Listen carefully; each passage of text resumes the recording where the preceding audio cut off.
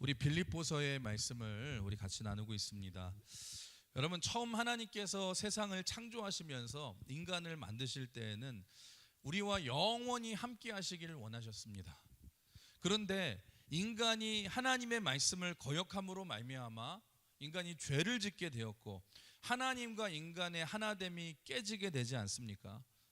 여러분, 그런데 여러분, 죄로 인해서 멸망당할 우리를 너무나도 하나님께서 사랑하셔서 독생자 예수 그리스도를 이 땅에 보내주셔서 십자가로 우리 모든 죄를 담당하시고 다시 부활하사 우리의 영원한 생명의 길을 열어놓으신 것이 십자가의 사건입니다. 그리고 그런 우리를 평생에 또 인도하시기 위해서 성령 하나님을 보내셨는데, 이런 놀라운 예수 그리스도의 은혜로 탄생한 것이 교회입니다. 그래서 여러분, 교회는 놀라운 하나님의 구원의 방법인 줄 믿습니다. 교회를 통해서 하나님이 구원의 역사를 이루어 가시고 여러분 마침내 최종 승리케 하실 줄 믿습니다. 여러분 믿으십니까? 그러니까 여러분, 이미 우리는 어떻게 보면 승리한 싸움을 싸우고 있는 거예요. 왜냐하면 예수님께서 2000년 전에 여러분 십자가 위에서 죽으시면서 여러분 다 이루었도다. It is finished. 여러분 다 이루어졌도다. 십자가로 우리 주님이 모든 것을 승리하신 줄 믿습니다. 그러니까 마귀는요 이미 자기 운명을 알고 있다라는 것입니다. 그러니까 예수님이 십자가에서 이미 승리하셨기에 예수님이 다시 오셔서 나중에 의인과 죄인을 구분하며 심판하실 그날에 마귀는 자기 자신이 영원한 지옥에서 영원한 멸망을 받을 것을 알고 있습니다. 그래서 자신이 나중에 영원한 이 불못에 들어가기 전에 단 한 사람이라도 더 자신과 함께 지옥으로 데려가기 위해서 지금도 마귀는 우는 사자와 같이 두루다니며 삼킬 자를 찾고 있다라는 것입니다. 여러분, 마귀의 가장 큰 특징이 뭔 줄 아십니까? 마귀는 어떻게든지 우리로 하여금 죄를 짓게 하고요, 하나 되지 못하게 하는 분열의 영입니다. 마귀는요 거짓의 영이고 분열의 영입니다. 특별히 마귀는 지금도 그래서 이 교회들을, 주님의 교회들을 공격하고 있는데, 어떻게든지 주님의 몸된 교회를 공격해서 분열시켜서 하나 되지 못하게 만들고, 그로 인해서 교회의 사명을 감당하지 못하게 만든다는 것입니다. 여러분, 이 땅에 여러분 보내심을 받은 우리 이 땅의 교회들의 사명이 무엇입니까? 여러분, 우리가 교회로 와서, 그리스도인으로서 교회에 와서 예배만 듣고 신앙생활 하면서 끝나는 것이 아니죠. 우리가 와서 말씀으로 체험받고 성령으로 체험받고 우리가 충만해져서 다시 세상을 향해 나아가서 세상에서 빛과 소금의 역할을 감당하며 복음을 전하는 사명을 감당해야 될 줄 믿습니다. 여러분, 그게 이 땅의 교회의 사명인데, 마귀는 이미 세상에 나가기 전에 교회끼리 내부적으로 싸우게 만들고, 그래서 분열하게 만들어서 하나 되지 못하게 하고 어떻게든지 복음이 증거되지 못하게 만든다는 것입니다.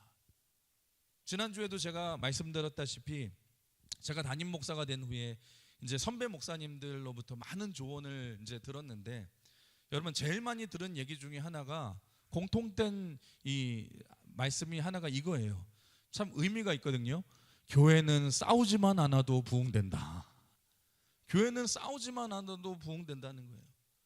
여러분, 얼마나 많은 교회들 가운데 이 다툼이 있고 싸움이 있으면은 그런 얘기가 나올 정도로, 여러분 주님의 몸된 교회는 생명이기 때문에 싸우지만 않아도 부흥되고 싸우지만 않아도 하나님의 사명을 잘 감당할 줄 믿습니다.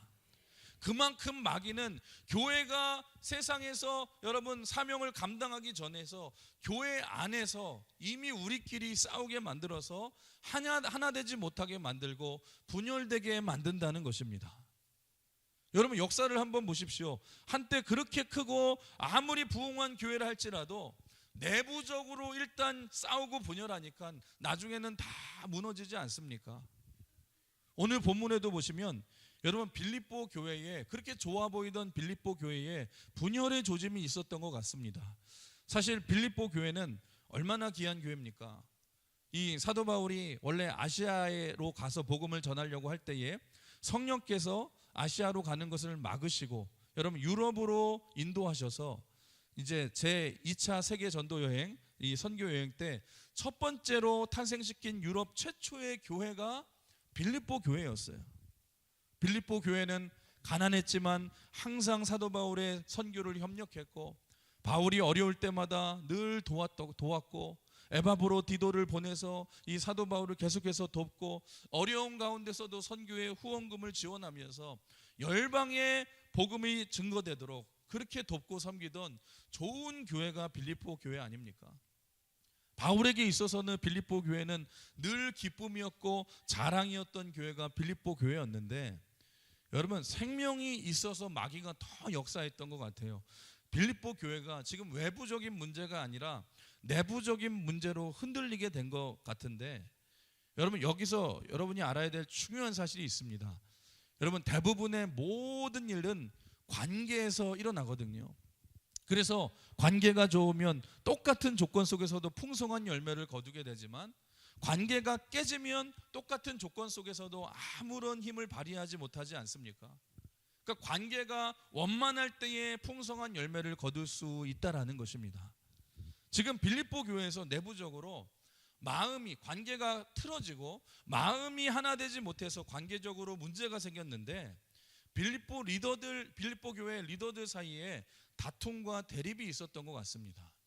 이 빌립보서 4장 2절에 자세히 나오거든요. 4장 2절 우리 같이 한번 읽어볼까요? 시작. 내가 유오디아를 권하고 순두계를 권하노니 주 안에서 같은 마음을 품으라. 여러분, 빌립보 교회는 여러분이 아시다시피 여성 파워가 굉장히 강한 교회였습니다. 그러니까 처음에 이 사도 바울이 빌립보 지역을 갔을 때, 빌립보 교회가 처음 세워졌을 때도 누구의 집에서 시작되었습니까? 여러분, 옷감 장사 루디아의 집에서 교회가 이제 세워질 정도로, 시작될 정도로 여성 리더십이 굉장히 강했는데, 그 중에 대표적인 인물이 이 지금 읽은 본문에 유오디게와 순두게 같은 여인들인데, 굉장히 둘 다 믿음이 좋은 여인들이었어요. 그러니까 요즘식으로 하면은 둘 다 여전도 회장 같은 분들이죠. 여전도 회장 같이 이제 리더들이었는데, 두 사람 사이의 다툼으로 인해서 깊은 갈등이 생기게 된 것입니다. 여러분, 남자들끼리 싸우는 것도 무섭지만 여자들끼리 싸우면은요, 머리카락이 뽑힐 정도로 여러분 무서운 일들이 많이 벌어지지 않습니까?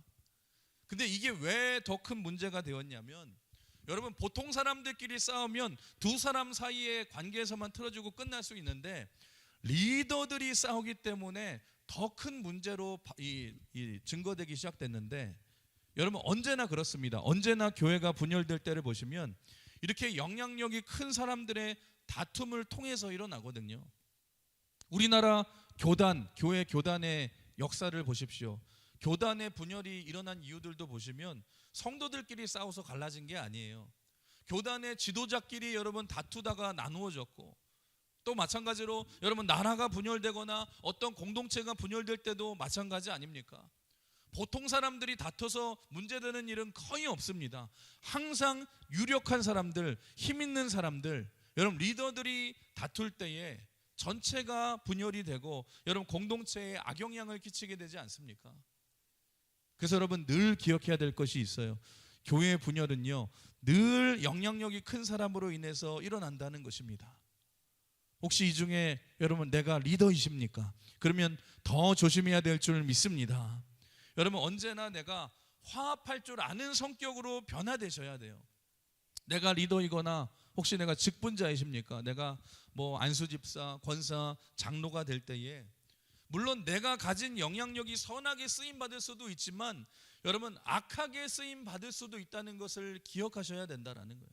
왜냐하면 리더가 충돌하면 이건 나만의 문제가 아니라 공동체를 무너뜨리고 분열시킬 수 있기 때문에, 오늘 빌립보 교회에서 이렇게 유오디아와 순두계가 대립하고 충돌하자 여러분 교회가 하나 되지 못하고 문제 가운데 처하게 된 소식을 듣고 사도 바울이 안타까운 마음으로 권면하면서 뭐라고 권면하고 있냐? 너희가 예수 그리스도 안에서 한 마음을 품어야 된다. 하나가 되어야 된다. 권면하고 있다라는 것입니다. 그래서 여러분 오늘 말씀을 통해서 우리가 주님의 몸된 교회 공동체로서 우리가 하나 되기 위해서 필요한 것이 무엇인지, 하나됨이 참 중요한데 하나 되기 위해서 어떤 것이 우리가 가져야 될지 오늘 말씀을 통해서 은혜를 나누어 보고 믿음으로 결단하시는 우리 귀한 여러분이 되시길 주님의 이름으로 축원합니다. 첫 번째로 한번 따라해 볼까요? 예수님의 마음으로 한 마음을 품어야 합니다. 우리 오늘 본문 1절 2절 같이 읽어볼까요? 1절 2절 시작. 그러므로 그리스도 안에 무슨 권면이나 사랑의 무슨 위로나 성령의 무슨 교제나 긍휼이나 자비가 있거든 마음을 같이하여 같은 사랑을 가지고 뜻을 합하며 한 마음을 품어. 예수 그리스도 안에서 무엇을 하든지 뭐라고 말해요?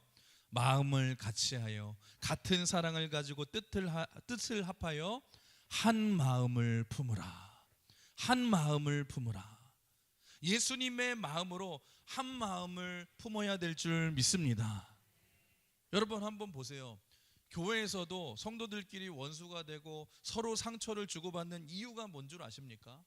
마음이 하나 되지 못해서 마음이 나누어져서 그런 것 아닙니까? 그래서 오늘 본문에서 사도 바울이 너희가 마음을 나누지 말고 한 마음이 되어야 된다라고 권면하고 있다라는 것입니다. 여러분 그렇다면 어떻게 하면 우리가 마음을 같이하여 마음이 하나 될 수 있습니까? 여러분 마음이 하나 되기 위해서는요, 여러분 한번 따라해 볼까요? 내가 아니라 상대방의 입장에서 생각할 줄 아는 공감 능력을 가져야 합니다. 여러분 마음이 하나 되기 위해서는, 같은 마음을 품기 위해서는요, 늘 우리가 이런 능력이 있어야 돼요. 나만이 아니라 상대방의 입장에서 생각할 줄 아는 공감 능력이 있어야 된다. 그러니까 공감 능력이라는 것은 뭐냐? 상대방과 나 사이의 공통점을 찾아내는 것이고 상대방이 느끼는 감정을 이해하는 것을 말하는 것입니다. 그러니까 여러분 어떤 공동체든지 관계가 좋은 사람의 특징이 뭐냐? 내 입장만 생각하는 게 아니라 상대방의 입장을 알고 공감해 줄 줄 아는 공감 능력이 뛰어난 사람이에요. 그러니까 여러분 상대방이 기쁠 때 어떻게 해야 돼요? 나도 기뻐할 줄 알아야 돼요. 상대방이 슬플 때는 어떻게 해야 됩니까? 나도 슬퍼해야 돼요. 그러면 여러분 우리 공동체가 한 마음이 되지 않습니까? 여러분 만약에 어떤 형제가 교회에서 아픈데 여러분 우리가 그냥 왜 아프지?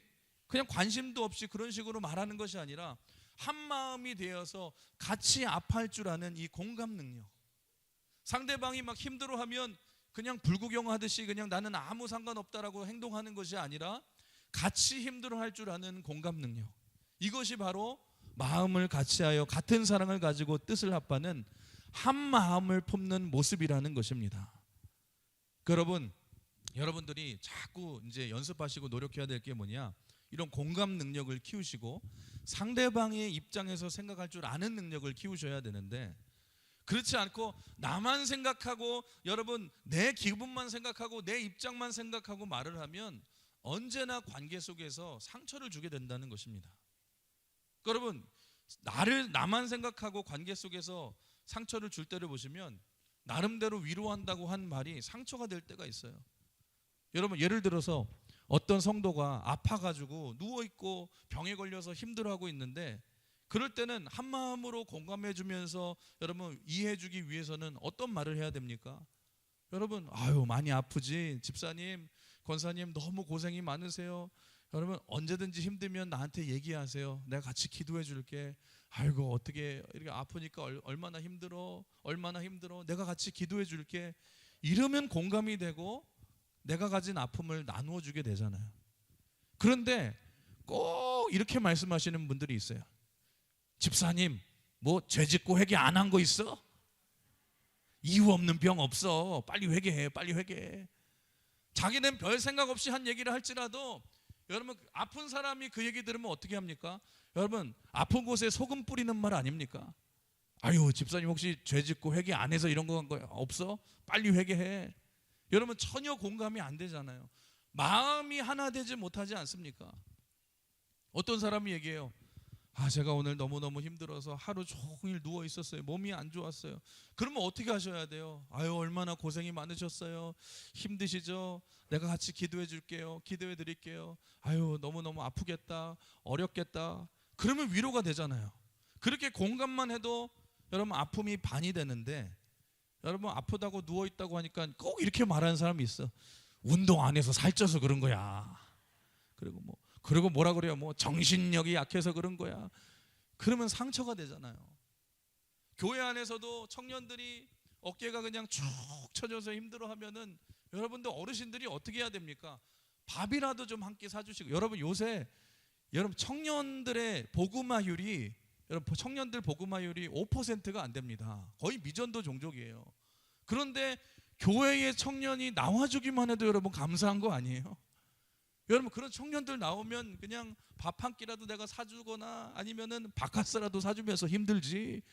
여러분 위로해 줘야죠. 요즘에 청년들 얼마나 고민이 많습니까? 요즘 많이 힘들지. 공부하느라 힘들고, 또 취업 걱정하느라 준비하느냐 힘들고, 여러 가지로 참 많이 힘들겠다. 걱정하지 마. 하나님이 반드시 좋은 길로 인도해 주실 거야. 내가 같이 기도할게. 힘내. 나도 같이 기도할게. 그러면은 청년들도 여러분 힘이 되는데, 공감 능력이 꼭 없는 분들이 뭐라고 그래요? 청년들이 쭉 처져 있으면 그런 거 보고 뭐라고 그래요? 정신력이 약해가지고 빠져가지고, 그러면서 뭐라고 그래요? 아이 내가 그 나이 때는 뭐 그랬다. 내가 6.25 때는 내가 어땠다. 뭐 1.4후퇴 때는 내가 이랬다. 나는 4일 밤을 뜬 눈으로 막 걸었다. 막 체력 이랬다. 나 때는 안 그랬다. 그러면서, 그러니까 청년들이 마음의 문을 다 닫아버리는 거 아닙니까? 저 집사님은 피해 다녀야겠다. 저 권사님은 기피 대상 1호다. 그러잖아요. 분열이 생기잖아요. 여러분 잊지 마십시오. 여러분 위로라는 것은 다른 것으로 오는 것이 아닙니다. 마음으로 공감해 주셔야 돼요. 여러분 같이 위로해 주는 거예요. 상대방이 기뻐하면은요 같이 기뻐해 주고, 상대방이 슬퍼하면 같이 슬퍼해 주면 되는 거예요. 여러분 특별히 한 가지 더 팁을 말씀드리면, 너무 큰 슬픔이나 너무 큰 고통을 당한 사람한테는요 다른 말을 해줄 필요가 없어요. 그냥 아무 말 없이 같이 있어주기만 하면 돼요. 같이 있어주기만 하고, 그냥 여러분 눈빛으로 말 없는 게 오히려 위로가 될 때가 있어요. 그냥 말 없이 같이 있어주고, 같이 그냥 손 한번 잡아주고, 그냥 같이 한번 허그 한번 해주고, 어려운 일 당한 사람한테는 그냥 아무 말 없는 게 힘이 되는데요, 꼭 그럴 때 말하는 사람이 있어요. 공감 능력이 없으면 뭐라고 그래요? 어떻게 됐어? 어떻게 그 일 됐어? 그러니까 더 상처가 되지 않습니까? 사랑하는 성도 여러분, 하나 되기 위해서는 함께 권면하고 위로하는 자가 되시길 주님의 이름으로 축원합니다. 다른 사람의 입장에서 공감해주는 이 공감 능력을 키울 때에, 여러분 함께 기도하고 함께 위로할 때에 한마음이 될 수 있는 줄 믿습니다.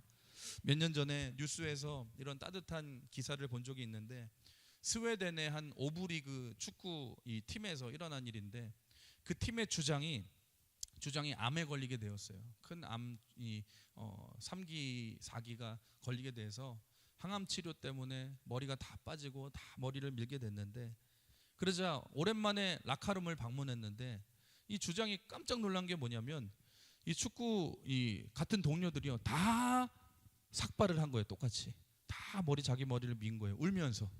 그러면서 내가 당신의 슬픔과 아픔에 내가 동참하겠노라고, 내가 함께 할게, 걱정하지 마, 내가 당신과 함께 할게. 여러분 무슨 말입니까? 너의 아픔에 우리가 다 함께 하겠다는 그 모습 아닙니까? 거기에 감동이 있고 거기에 위로가 있고, 여러분 한 마음으로 하나됨이 이루어지잖아요. 여러분 우리도 마찬가지입니다. 우리 안에 그런 모습이 있어야 될 줄 믿습니다. 그때 음부의 권세가 틈타지 않는 성령 안에서 하나된 교회가 될 줄 믿습니다. 예수님도 여러분 한번 보세요. 예수님도 우리의 약점을 잡고 정죄하려고 이 땅에 오신 것이 아니라, 여러분 우리의 상처와 아픔을 치유해 주시고, 여러분 공감해 주시기 위해서, 여러분 우리를 살리시기 위해서 이 땅에 오시지 않았습니까? 그 십자가의 능력으로 우리의 모든 아픔과 모든 상처를 치유해 주셨잖아요. 여러분 우리도 마찬가지잖아요. 우리는 서로 세상과 같은 경쟁자가 되면 안 되고, 예수 그리스도 안에서 서로 아픔과 상처를 사랑 안에서 품어주고 하나 되라고 한 공동체로 우리를 부르셨는 줄 믿으시길 바랍니다. 여러분 교회 공동체가 그런 공동체가 돼야 된다는 것입니다. 예수님이 그렇게 우리를 죽기까지 사랑하셨듯이, 그리스도의 몸인 우리가 서로가 한 지체이기에 서로 그렇게 함께 사랑하고 함께 아파할 때에, 그렇게 서로 기쁨과 아픔을 서로 느낄 때에 우리가 성령 안에서 하나가 될 줄 믿습니다. 거기에 하나님 나라가 임할 줄 믿습니다. 오늘도 여러분 주 사랑 안에서 우리가 한 마음이 되어서 서로가 서로를 돌봐주고 위로하며 여러분 한 마음이 되시는 저와 여러분 되시길 주님의 이름으로 축원합니다. 주님의 이름으로 축원합니다. 옆 사람 한번 이렇게 인사해 볼까요? 한 마음이 됩시다. 우리 두 번째로 한번 따라해 볼까요? 겸손하게 나보다 남을 낮게 여겨야 합니다. 두 번째로 하나 되기 위해서 어떻게 해야 되냐? 겸손한 마음으로 나보다 남을 더 낮게 여겨야 된다. 우리 3절 같이 읽어볼까요? 3절 시작. 아무 일에든지 다툼이나 허영으로 하지 말고 오직 겸손한 마음으로 각각 자기보다 남을 낮게 여기고. 여러분 아무 일에든지 다툼이나 허영으로 하지 말고 겸손한 마음으로 나보다 다른 사람을 더 여러분 높게 여겨라, 낮게 여겨라.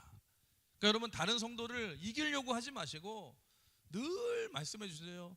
당신이 저보다 믿음이 훨씬 더 좋습니다. 당신이 더 대단하십니다. 내가 더 믿음이 좋아, 내가 더 괜찮아 하지 말고 나보다 남을 더 높이고 여러분 더 남을 더 낮게 여기면은요, 여러분 모든 사람이 서로 그런 모습이 있으면 여러분 나보다 훌륭하십니다, 나보다 괜찮으십니다. 그러면 서로가 하나가 되지 않겠습니까? 여러분 여기서도 핵심은 뭐냐? 내 중심이 아니라 상대방을 먼저 생각해야 된다라는 것입니다. 여러분 그러니까 관계의 핵심은 다른 것이 아니에요. 좋은 관계의 핵심은 나를 생각하기에 앞서 상대방을 먼저 생각해야 된다라는 거예요. 여러분 오래전에 이제 발간된 책자, 유명한 책 중에 꽃들에게 희망을이라는 책이 있습니다. 꽃들에게 희망을. 거기 보시면 호기심이 많은 줄무늬 애벌레와 노란 애벌레가 나오죠. 이 두 애벌레가 나오는데 여러분 보니까 애벌레 탑이라는 분류는 높은 탑이 있는데 모든 애벌레들이 그 탑 위에 올라가려고 서로 경쟁을 하면서 다 올라가려고 싸우고 있는 거예요. 그 모습을 보고 줄무늬 애벌레가 왜 올라가야 되는지도 이유도 모르고 남들이 다 그렇게 하니까 나도 따라가야겠다 생각을 하고 여러분 그 경쟁 대열에 여러분 속하게 됩니다. 따라가게 됩니다. 그런데 같이 있었던 노란 애벌레는 그때에도 나는 안 갈래 하면서 경쟁하지 않고 혼자 자기 몸에서 실을 뽑아가지고 고치를 만들고 나중에는 그 고치를 뚫고 나중에는 노란 나비가 되어서 날아가 버립니다. 그런데 이 줄무늬 애벌레는 다른 모든 애벌레처럼 여러분 이유가 뭔지도 모르고 지금 애벌레 탑을 꼭대기까지 막 올라가기 시작하는데 여러분 꼭대기까지 올라가려면 어떻게 해야 됩니까? 다른 애벌레들하고 경쟁을 하고 싸워야 되고 짓밟아야 되고 여러분 처절한 싸움이 있어야 되잖아요. 그 처절한 싸움을 버리면서 힘들게 애벌레 이 탑 꼭대기에 마침내 오르게 됩니다. 근데 꼭대기에 올라보니까 깜짝 놀라게 된 이유가 뭐냐? 올라가 보니까 아무것도 없는 거예요. 그러니까 왜 올라야 되는지도 모르고 남들이 다 올라가니까 뭔가 있을 줄 알고 경쟁하면서 여러분 계속해서 고생하면서 올라가 봤더니 꼭대기에 사실 아무것도 없는 거였어요. 얼마나 허무합니까? 근데 더 놀라운 사실은 꼭대기에 올라가서 보니까 주변을 살펴보시니까 비슷한 애벌레 탑이 주변에 수십 개가 있는 거예요. 그러면서 애벌레들이 다 올라가려고 하고 있는 거예요. 여러분 우리가 살아가는 이 세상이 그렇지 않습니까? 이 세상에서 우리가 다 경쟁으로 이기면서 살아가려고 하고 경쟁에서 좋은 대학 가려고 하고 경쟁에서 좋은 직장에 가려고 하고 경쟁에서 높은 자리에 올라가려고 하는데 여러분 다 올라갔더니 아무것도 없거든요. 이거는 마치 솔로몬의 전도서와 같지 않습니까? 헛되고 헛되니 모든 것이 헛되도다. 경쟁으로 얻어지는 게 아무것도 없다라는 것입니다. 이 줄무늬 애벌레가 마침내 그 사실을 깨닫게 되고 여러분 경쟁으로 이루어지는 것이 아니구나. 그래서 노란 애벌레와 같이 자기 몸에서 실을 뽑아서 고치를 만들기 시작해요. 그리고 나중에 고치가 뚫고 나비가 되어서 비로소 훨훨 날아가게 됩니다. 그런데 자기가 나비가 되어서 나는 게 끝이 아니죠.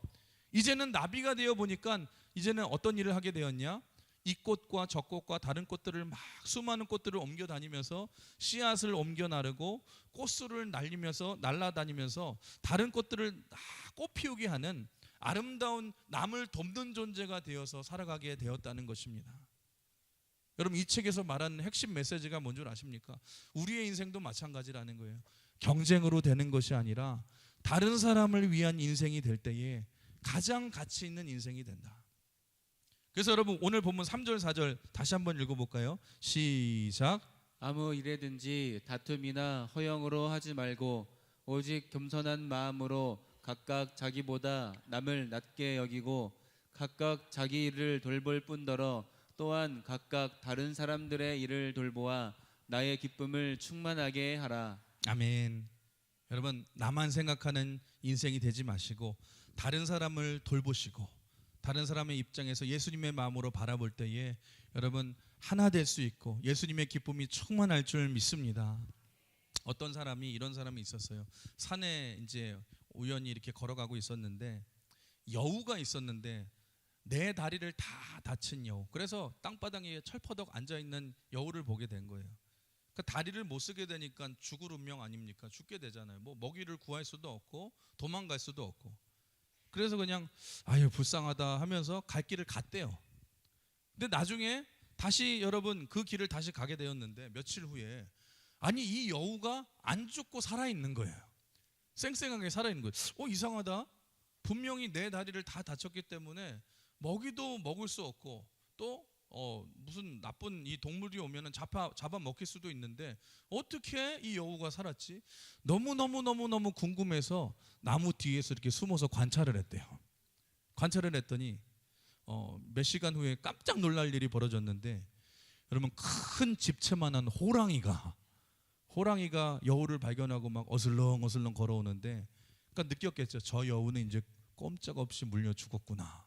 그랬는데 신기한 일이 벌어졌는데 이 호랭이가 여러분 먹이를 물고 와가지고 여우에게 갖다 주는 거예요. 갖다 주고 돌아가는 거예요. 여러분 신기한 일이 벌어졌습니다. 그러니까 호랭이가 여우를 먹어야 되는데 오히려 먹이를 먹이에게 갖다 주는 거죠. 그러니까 말도 안 되는 일이 지금 벌어진 거죠. 이 사람이 그걸 보고 깜짝 놀랐어요. 이야, 다리 없는 여우도 하나님이 저렇게 먹이시는데. 그러면서 하나님께 기도했어요. 하나님, 저도 저렇게 먹여주실 것을 믿습니다. 그러면서 기도 제목이 생겼어요. 하나님, 저에게도 저런 호랭이를 보내주시옵소서. 그렇게 놀고 먹으면서 나도 여우같이 돼야겠다. 그렇게 놀고 먹으면서 호랑이 같은 존재가 오길 기다리다가 굶어서 죽게 되었어요. 이 사람이 죽게 되었어요. 근데 이 사람은 뭐 예수님 믿었으니까 천국 갔겠죠. 천국에 가서 예수님을 만났는데 만나자마자 화가 난 거예요. 예수님한테 화가 나가지고 따지면서 물어본 거예요. 아니 예수님, 그러실 수 있습니까? 아니 다리 없는 여우도 호랑이를 통해 먹이시면서 참새 한 마리도 죽이지 않고 먹이시면서 왜 저는 굶어 죽이십니까? 왜 저를 이 여우처럼 호랑이를 못 만나게 하시고 왜 저를 그렇게 굶겨 죽이셨습니까? 그랬더니 예수님이 이런 말씀을 하세요. 야, 너는 왜 항상 여우 입장에서만 생각하고 여우만 되려고 하니? 여우가 아니라 네가 호랑이를 좀 본받으면 안 되겠니?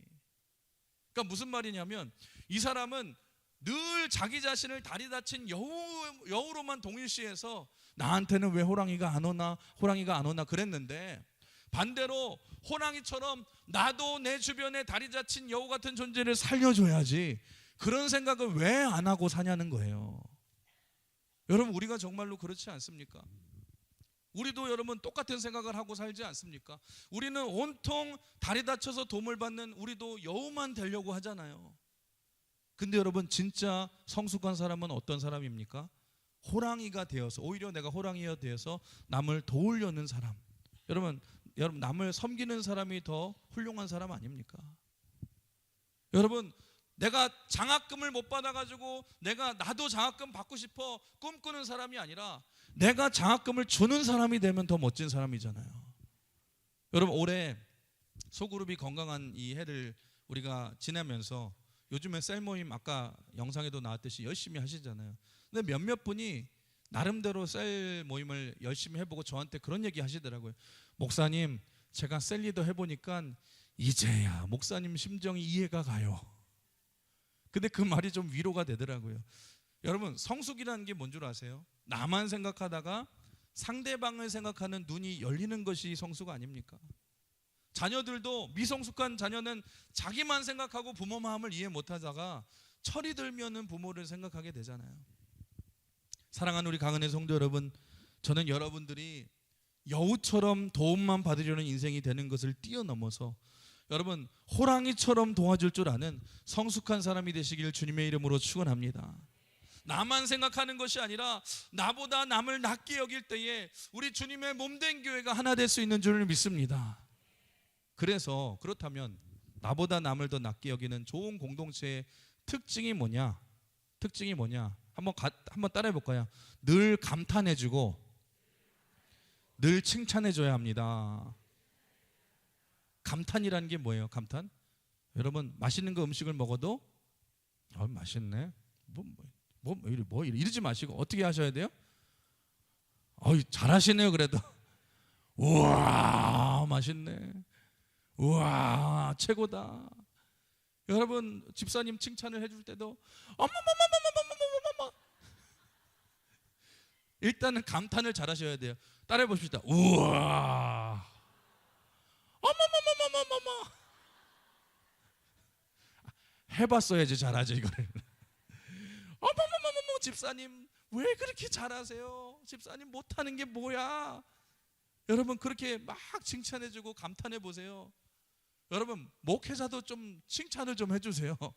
여러분, 설교에 죽을 써도 뭐 저것밖에 못해, 내가 해도 더 잘하겠다 그러지 마시고 여러분, 그래도 손 잡아주시면서 목사님 은혜 받았어요, 감사해요. 그럼 목회자가 힘이 돼요. 여러분, 그렇게 칭찬해 주시면 얼마나 좋습니까? 여러분, 여전도에서 어디서 여러분 권사에서 음식을 만들어도 음식 먹으면서 음식이 뭐 이렇게 짜, 이렇게 싱거워, 이거 제대로 만든 것만 그렇게 말하지 마시고 그냥 다시 한번 따라해보자. 우와 음식이 간도 딱 맞네. 와 맛있다고 집사님 한 그릇, 권사님 한 그릇 더 주세요. 서로 감탄하고 칭찬해주고, 여러분 남이 잘 되는 걸 기뻐해주고 자랑해주는 공동체. 그러면 여러분 얼마나 아름다운 공동체가 되겠습니까? 옆 사람 한번 인사해 볼까요? 감탄을 하면서 우와 너무 아름다우십니다. 너무 멋지십니다. 한번 해봅시다. 시작. 칭찬을 뭐 해봤어야지 잘하지 이거. 욕하기만 했지만 칭찬을 하려고 하니까 안 되죠. 안 하려고 하니까. 여러분, 이 시대가 칭찬이 사라진 시대예요. 죄성을 가진 우리 본성이 그렇거든요. 다른 사람의 단점과 깎아내리는 것은 우리가 밤새도록 잘해요. 근데 우리의 죄성이 뭐예요? 여러분, 그렇게 잘하는데 칭찬을 못해요. 이상해요. 나보다 못한 사람은 그래도 그나마 위로는 할 수 있는데 사람이 하기 제일 힘든 게 뭔지 아세요? 나보다 더 잘하는 사람 칭찬하는 게 쉽지 않거든요. 여러분, 옛말에 그런 말 있죠. 사촌이 땅을 사면 배가 아프고, 또 한 가지 있습니다. 버전 2. 교회 교인이 땅을 사면 배가 찢어지게 아프다. 여러분, 진짜 신앙과 진짜 인격이 뭔 줄 아십니까? 남이 잘 될 때 응원해 줄 줄 알고요, 남이 잘 될 때 박수 쳐 줄 줄 알고 기뻐해 줄 줄 아는 것이 좋은 인격이고 좋은 신앙인 줄 믿습니다. 진짜 믿음은 뭐냐? 나보다 남을 더 낮게 여기고 남이 잘 될 때에 박수 쳐주고 여러분 기뻐해 주는 것이 진짜 믿음이라는 것입니다. 여러분 보세요. 칭찬과 격려가 있고 그런 곳에 기쁨이 가득하고 하나됨이 있지 않습니까? 여러분, 여기 있는 오늘부터 여기 있는 아내분들 남편 칭찬 좀 해주세요. 남자들은 여러분 칭찬을 먹고 자라거든요. 그러니까 칭찬 좀 해주고 격려해주고, 남자들은 늘 어디로 가는 줄 아십니까? 자기 인정해주고 칭찬해주는 곳으로 발길이 옮겨져요. 왜 남자들이 집에서 안 들어오고 막 딴 데로 겉돌는지 아십니까? 딴 데로 새는 줄 아십니까? 다른 데는 다 칭찬해주거든요. 어머머머 사장님 너무 멋지세요. 오빠 하면서 오빠가 최고예요. 그러니까 이상한 데로 새는 거예요. 여러분, 집에서 칭찬해 보십시오. 기뻐해 줘 보십시오. 당신이 최고라고 그러고, 그리고 오늘도 고생 많으셨죠. 항상 가정을 지켜주셔서 고마워요. 여보 고마워요. 감사해요. 그러면 얼마나 힘이 나겠습니까? 남편도 마찬가지예요. 남편도 아내를 좀, 왜 아내들이 그렇게 막 쇼핑 중독 무슨 중독 이렇게 그렇게 옷을 많이 사는 줄 아십니까? 아내들도 칭찬에 목말라 있다니까요. 여러분 옷가게 들어가면은요 일단 칭찬해 주거든요. 어머머머머머 사모님 어쩜 그렇게 잘 어우세요? 딱 최고 너무너무 이쁘시다고, 이 옷에 그냥 딱 맞는다고. 여러분 자기도 알아요. 안 맞는 거 아는데 칭찬 받는 게 그렇게 좋은 거예요. 여러분 그러니까 맨날 옷가게 갔는데 또 사고 또 사고 그러는 거 아닙니까? 집에서 한번 칭찬해 보세요. 당신이 세상에서 제일 예쁘다고. 여러분 사람들이, 요즘 사람들이 동호회, 뭐 옛날 뭐 고등학교 동창회 이런 데를 그렇게 좋아하잖아요. 왜 좋아하는 줄 아십니까? 가면 맨날 그런 소리 한대요. 뭐 어머어머머 그러면서 뭐라 해요? 너는 고등학교 때하고 똑같다. 그러면 뭐라 그래요? 어쩜 하나도 안 변했니? 그러면 사돈 남말하네. 그러면서 서로 똑같다 그러고 예쁘다 그러고 서로 칭찬하고 하니까 또 모이고 싶고 또 보고 싶고 그러지 않습니까? 여러분 우리도 마찬가지예요. 여러분 우리 교회 공동체에서 셀 안에서 그렇게 나보다 남을 더 낫게 여기면서 칭찬해 보십시오. 여러분 그렇게 섬겨 보십시오. 여러분 감탄해 보십시오.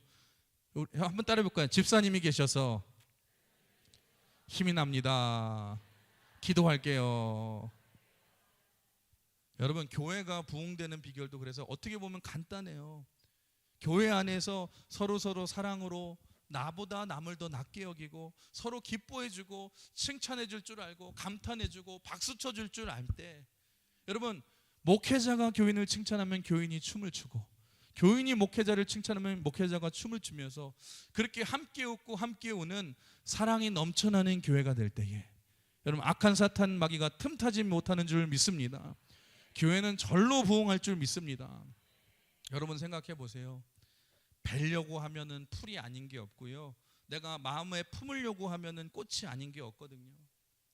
내가 작정만 하고 다른 사람을 흠잡으려 하면은요 모든 것이 다 흠투성이로 보이지만, 흠밖에 안 보이지만 내가 좋은 것만 보려고 하면은 다 장점으로만 보인다는 것입니다. 여러분이 내가 뵈려고만 하면 나는 평생 잡초 속에서 사는 것이지만, 여러분이 다 마음에 품으려고만 하면 나는 꽃밭에서 사는 줄 믿습니다. 이 나태주 시인의 유명한 시 풀꽃이란 유명한 시를 아시죠? 자세히 봐야 이쁘다, 오래 봐야 사랑스럽다, 너도 그렇다. 여러분 옆 사람이 인사할 거예요. 너도 사랑스럽다. 풀꽃이 그렇잖아요. 풀꽃이 자세히 보면 이쁘고 오래 보면 사랑스럽다는 거예요. 여러분 우리가 앞에 옆에 있는 성도들 볼 때에 그냥 힐끗 쳐다보면서 나하고는 상관없어, 여러분 늘 생각하고 우리가 뒤에서 욕만 했지 제대로 우리가 이 성도를 못 봤는데 우리가 자세히 봐주고 예수님의 마음으로 품으면서 오래 바라봐주고 그렇게 나보다 남을 더 낫게 여기면 여러분 누구를 봐도 꽃이 될 줄 믿습니다. 그러면 우리 교회는 꽃동산 교회가 되는 거예요. 여러분 우리 주님도 우리 약점을 보면 우리가 다 망할 존재 아닙니까? 그런데 잡초 같은 우리 인생을 품어주시고 십자가의 은혜로 우리를 살려주셨는데, 그래서 우리가 다 꽃이 되고 우리가 다 살아난 것 아닙니까? 사랑하는 성도 여러분 잊지 마십시오. 내 마음 하나만 바꿔도 지옥이 천국이 될 수 있다라는 거예요. 여러분 나만 바라보지 마시고, 나만 바라보면 어딜 가나 다 지옥같이 보이지만 나보다 남을 더 낫게 여기고 예수님의 눈으로 바라보면 여러분 우리가 이 모든 것이 천국이 될 줄 믿습니다. 여러분 성경을 보세요. 모든 제자들이 누가 더 잘났나, 누가 더 높으냐 서로 다투면서 싸울 때에 예수님이 어떤 모습을 보여주셨어요? 여러분 수건을 허리에 동이시면서 앉아서 조용히 제자들의 발을 오히려 씻겨주시지 않습니까? 그리고는 뭐라고 말씀하세요? 너희도 이와 같이 하라. 여러분 그러자 놀라운 일이 벌어지지 않습니까? 여러분 서로가 서로를 발을 씻겨주는 우리 교회 공동체가 그런 공동체가 되잖아요. 이게 하나님 나라 공동체의 모습이라는 것입니다. 사랑하는 우리 강은혜 성도 여러분, 우리가 어떤 공동체가 돼야 되겠습니까? 여러분, 저는 우리 강흥교회가 서로가 서로를 예수님의 사랑으로 사랑하시고 섬기는 공동체, 나보다 남을 더 낫게 여기며 섬기는 천국 공동체가 될 줄 믿습니다. 넘어진 지체가 있으면은 손 잡아주시고, 여러분 아픈 지체가 있으면은요 함께 울어주시고 함께 기도해주시고, 그러면 마귀가 결코 틈을 타고 들어갈 수 없는 그 믿음의 공동체. 여러분 제발 청년들이 인사도 안 하고 지나간다고 분노하지 마시고, 여러분 머리 노랗게 물들이고 깃두른 청년들 보시면 용돈 쥐어주면서 말씀하세요. 여러분 귀걸이 새 걸로 하나 사라고 한번 해보세요. 그러면은 애들이 그때부터 인사한다니까요. 여러분 오늘 예배 후에도 이번 한 주간도 여러분 살아가시면서 서로를 바라보시면서 여러분의 가정에서, 여러분의 직장 사업장에서, 여러분 세상에서 예수님의 마음으로 바라보시고 칭찬하고 격려하고 함께 해보십시오. 그럴 때 우리 가정에 천국이 임할 줄 믿습니다. 세상에서 하나님 나라가 임할 줄 믿습니다. 그리고 세상이 우리를 통해서 하나님을 보게 될 줄 믿습니다. 말씀을 정리하겠습니다. 사랑하는 성도 여러분, 말세의 특징이 뭐예요? 사랑이 없는 거예요. 하나 되지 못하고 분열되는 게 특징이에요. 나밖에 모르는 게 특징이에요. 여러분 마귀는 끊임없이 우리를 분열시키고 하나 되지 못하게 만듭니다. 그때 우리가 해야 될 일이 뭐예요? 우리가 예수님의 사랑으로 하나가 되어서 여러분 한 마음을 품으시고 나보다 남을 더 낫게 여기면서 예수님의 마음으로 바라볼 때에, 여러분 마귀의 공격으로 우리가 분열되고 무너지는 공동체가 아니라 함께 날마다 예수님을 닮아가는, 여러분 함께 지어져가는 아름다운 공동체가 되어서 하나님 나라를 이루게 될 줄 믿습니다. 옆서 한번 마지막 인사해 볼까요? 공사 중입니다. 함께 지어져 갑시다. 오늘도 그렇게 믿음으로 승리하시는 저와 여러분이 되시길 주님의 이름으로 축복합니다. 주님의 이름으로 축복합니다. 우리 이 찬양 같이 고백하기 원하는데요. 잘 아시는 찬양은 아니지만